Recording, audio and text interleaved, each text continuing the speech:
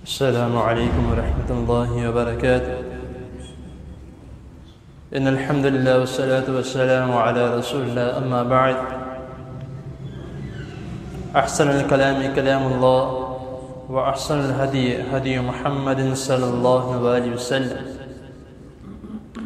أعوذ بالله السميع العليم من الشيطان الرجيم من همزه ونفسه ونفثه. إنما المؤمنون إخوة فأصلحوا بين أخويكم واتقوا الله لعلكم ترحمون. صدق اللہ العظیم. حضرات محترم،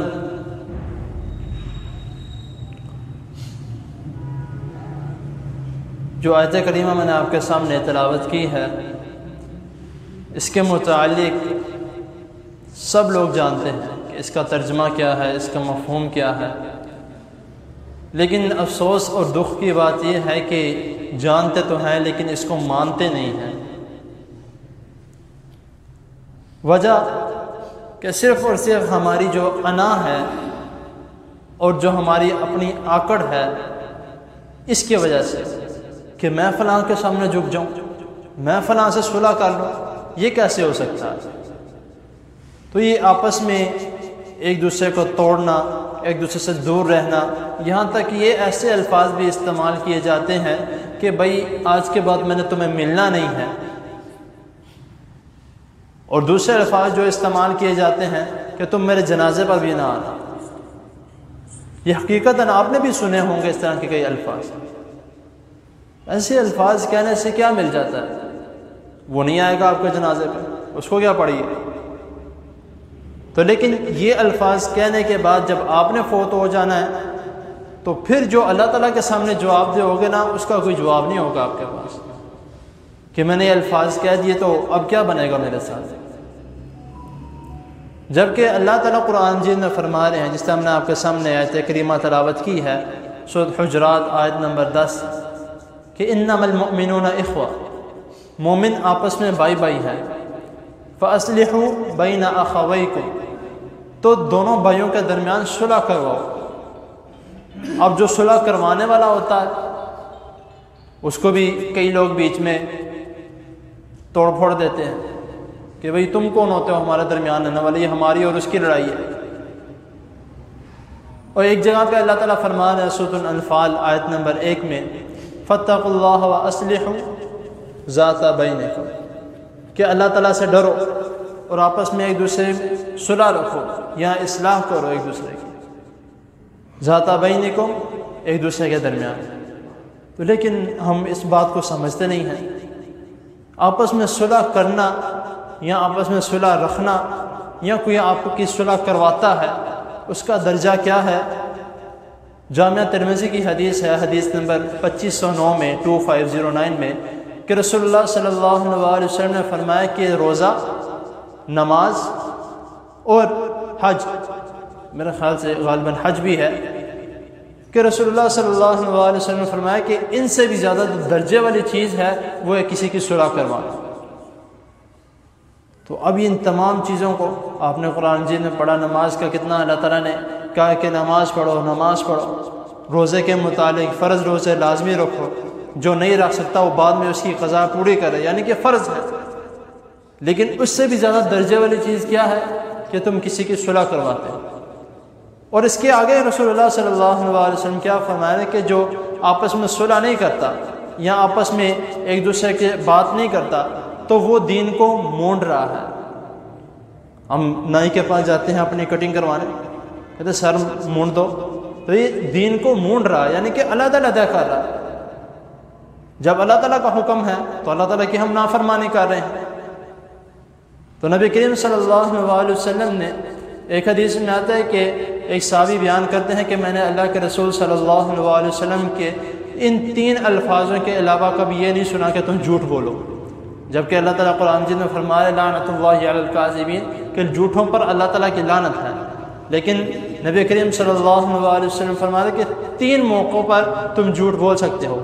بلکہ حدیث میں آتا ہے کہ اللہ کے رسول صلی اللہ علیہ وسلم فرما رہے ہیں کہ میں ان الفاظوں کو جھوٹ میں شمار ہی نہیں کرتا. وہ کون سے ہیں؟ کہ اگر دو لوگ آپس میں لڑ جاتے ہیں یا آپس میں ایک قطع تعلقی کر لیتے ہیں تو ان کو آپس میں ملانے کے لیے کچھ بھی اپنے پاس ہے الفاظ استعمال کر لو کہ وہ تمہارے بارے میں اچھا کہتا ہے، وہ تمہاری عزت کرتا ہے، بے شک وہ اس کو گالی نکالتا ہو، بے شک اس کو برا بھلا کہتا ہو، لیکن اب جب آپ اس کے ذہن میں اچھی باتیں اس کے متعلق ڈالیں گے تو ظاہری سی بات ہے آپس میں محبت ہوگی کہ یار میں اس کے بارے میں غلط سوچتا رہا، وہ تو میری عزت کرتا ہے، تو دونوں آپس میں لوگ مل جائیں گے۔ دوسری کہ کوئی لڑائی کرتا ہے لیکن لڑائی کے وقت کوئی تیسرا شخص جا کے آپس میں ان کی کوئی صلح کروا دیتا ہے یا کوئی ایسی بات بیچ میں کر لیتا ہے کہ وہ لڑائی چھوڑ کے صلح کر لیتے ہیں، دوسری بات یہ ہو گئی۔ تیسری بات کہ کوئی میاں بیوی کے آپس میں صلح کروا لیتا ہے۔ ان تین موقعوں پر اگر کوئی ایسے الفاظ جو اپنے طرف سے، حالانکہ اگر کوئی جھوٹ بولتا ہے غلط طریقے سے یا کسی اور اس کے ساتھ 3-4 باتیں اور لگاتا ہے، اس کے مطابق بہت سخت گناہ ہے، لیکن اللہ کے رسول صلی اللہ علیہ وسلم اس حدیث میں فرما رہے کہ اگر وہ ان کی آپس میں صلح کروانے کے لیے کچھ باتیں اپنے پاس سے بھی لگا دے تو وہ بھی اس کے لیے ٹھیک ہے، اتنا ثواب ہے صلح کروانے۔ لیکن ہم کتنے سال گزر جاتے ہیں بھائی بہنوں کو بچھڑے ہوئے، ماں باپ کو بچھڑے ہوئے، بچوں کو بچھڑے ہوئے، لیکن ہم کیا کرتے ہیں کہ کوئی نہیں، وہ جس طرح اپنے حال میں ٹھیک ہے، اب مجھے کیا پڑا ہے اس کے ساتھ میں بات کروں جا کے۔ تو اپنی تو لڑائیں چل رہی ہیں، ایک دوسرے کے درمیان، بڑوں کے درمیان لڑائیں چل رہی ہیں، لیکن آگے جو بچوں ان کے درمیان دماغ میں بھی یہی فیڈ کیا جا رہا ہے، اگر کسی شادی میں نظر آ جائے نا ان سے ملنے نہیں جانا۔ ہم اس طرح کے الفاظ کیوں استعمال کرتے ہیں کہ بھئی آپ لوگوں کے درمیان میں لڑائی ہے، آپ لڑتے رہو، کم از کم جو چھوٹے بچے ہیں ان کو تو ملنے تو ہو سکتا ہے، ان کے ملنے کی وجہ سے بڑوں کی صلح ہو جائے، لیکن نہیں، وہ کہتے ہیں کہ اگر وہ نظر بھی آ جائے، ان کے بچے بھی آ جائے، ان کے پاس بھی کھڑا نہیں ہونا۔ یہ ہمارا معاشرہ ہے۔ جب ہم اس طرح کے اعمال کریں گے، اس طرح کے کام کریں گے تو پھر اللہ تعالی ہم سے رحمت اٹھا لیں گے۔ یہاں تک کہ ایک دوسرے کی صلح کرو، لعلکم ترحمون، تاکہ تم پر رحم کیا جائے، تاکہ تم پر اللہ تعالیٰ اپنی رحمتوں کا نزول کرے۔ جب تک ہم اس طرح کے اعمال نہیں کریں گے تو ہم پر کس طرح اللہ تعالیٰ کی رحمتوں کا نزول ہوگا؟ کوئی چھوٹی سی بات ہو جائے تو ہم اس کو اتنا بڑا لے جاتے ہیں۔ اکثر میں نے یہ دیکھا ہے کہ محلوں میں یا رشتہ داروں میں دو چھوٹے بچوں کی لڑائی ہو جائے تو گھر والے اہم ہی آپس میں لڑ پڑتے ہیں، وہ بچے دوبارہ جا کے کھیلنے شروع ہو گئے، لیکن وہ بڑے آپس میں ایک دوسرے سے ناراض ہو کے بیٹھے کہ تم نے میرے بچے کو یہ کہا، تمہارے بچے نے میرے بچے کو مارا۔ گھروں کے گھر خراب ہو جاتے ہیں۔ شیطان تو یہی چاہتا ہے، تو لیکن غصے پر قابو پانا اور صلح میں ہمیشہ رہنا، تو اللہ تعالیٰ کیوں فرمانا فاتقوا اللہ، کہ اللہ تعالیٰ سے ڈرو۔ کس معاملے میں؟ کہ آپس میں قطع تعلقی نہ کرو۔ اللہ تعالیٰ کو بہت ناپسند ہے جتنے لوگ آپس میں مل جل کر رہیں گے، جتنے لوگ آپس میں اچھے طریقے سے اور اخلاق سے رہیں گے، اللہ تعالیٰ کو اتنا زیادہ یہ پسند ہوگا، اللہ تعالیٰ کی اتنی زیادہ رحمت اس پر ہوں گی۔ پھر آپ یہ نہیں کہیں گے کہ پتہ نہیں میرا رزق کہاں سے آ رہا ہے، اللہ تعالیٰ اپنے پاس سے ایسا رزق دیتے ہیں کہ یہ لوگ میری فرما برداری کر رہے ہیں اور یہ آپس میں صلہ رحمی کے ساتھ رہ رہے ہیں، تو ان پر میری رحمت ہوگی۔ تو اسی لیے ایسے اعمال سے، اور ایک دو مرتبہ کسی بھائی نے یہ بھی پوچھا کہ صلح کروانے کے لیے ہم کہیں پہ جا سکتے ہیں؟ نبی کریم صلی اللہ علیہ وسلم سے ثابت ہے کہ ایک مرتبہ کسی قبیلے میں لڑائی ہو گئی تو نبی کریم صلی اللہ علیہ وسلم کے پاس خبر پہنچی، تو رسول اللہ صلی اللہ علیہ وسلم نے ظہر کی نماز پڑھا کر آپ صلح کروانے کے لیے چلے گئے، اور حضرت بلال رضی اللہ تعالیٰ عنہ کو حکم دے کے گئے کہ اگر میں عصر تک واپس آ گیا تو ٹھیک ہے، اگر میں واپس نہ آ سکا تو حضرت ابو بکر رضی اللہ تعالیٰ عنہ کہنا کہ وہ نماز کی امامت کروائیں۔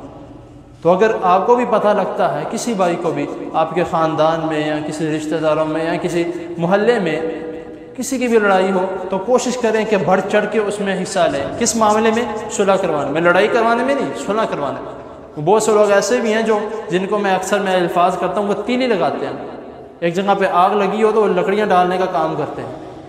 تو اس طرح کا کام نہیں کرنا، بلکہ پانی بجھانے کا، پانی بننے کا انشاءاللہ تعالیٰ کام کرنا ہے۔ تو یہ عہد کر لیں اپنے ساتھ، یہ وعدہ کر لیں کہ انشاءاللہ تعالیٰ خدا نہ خواستہ اللہ نہ کرے اگر اس طرح کا کوئی معاملہ بن جائے تو اللہ تعالیٰ کی توفیق سے، اللہ ہی کے فضل سے کوشش کرنی ہے کہ اس معاملے کو سلجھانے کی کوشش کریں۔ تو اللہ تعالیٰ کے حضور دعا ہے اللہ تعالیٰ ہمیں آپس میں صلہ رحمی کے ساتھ رہنے کی توفیق عطا فرمائے، اور قطع تعلق کرنے سے اللہ تعالیٰ ہم سب کو محفوظ رکھے، بچا کے رکھے، ہماری نسلوں کو بھی اللہ تعالیٰ بچا کے رکھے۔ جزاکم اللہ خیر۔